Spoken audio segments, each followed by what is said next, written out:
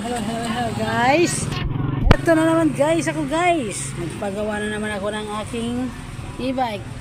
Hapon is change oil sa malaki. Ngayon naman sa maliit. Ayan guys. At change oil ko yan ngayon guys.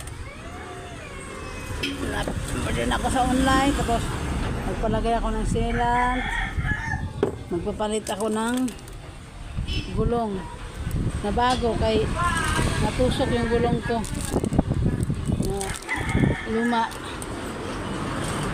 kaya papalitan naman ako ng gulong, tapos sealant, tapos magpa-change oil ako. At least 2,000 lang bayaran ko, bayaran ng labor. Kasi kung sabay-sabay mo tapos sa shop ang sa shop, sigurado mamulubi talaga ako. Kaya sa online, at least makatipid ako sa online. Ito yung nabutas guys, oh. So, kahit nabutas yan sa guys, kahit nabutas yan, basta may sealant, hindi ka basta maplat. Yun nga lang, tumutunog kasi yung kaya kanina pinababa ko yung pasahero ko magbayan, pinababa ko kasi biglang sumirit at yung kaya ito papalitan ko guys ng gulong.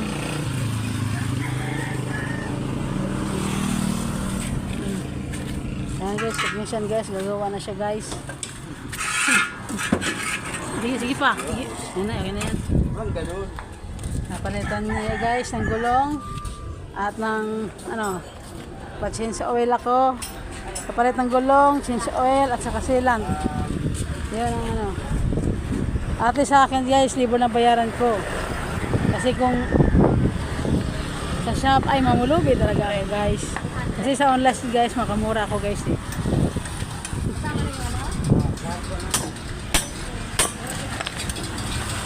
Yan guys, gawin na yan guys.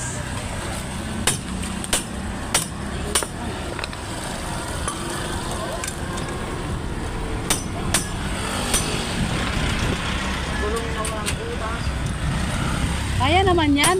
Kasi yung dati nga yung butas ng ko, natusok, yung gulong. Nilagyan ng sealant, kaya naman.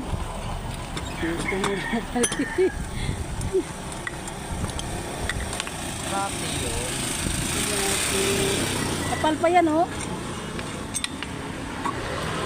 Diba kapal pa? Kapal pa siya, oh. Kapal pa to. Kapal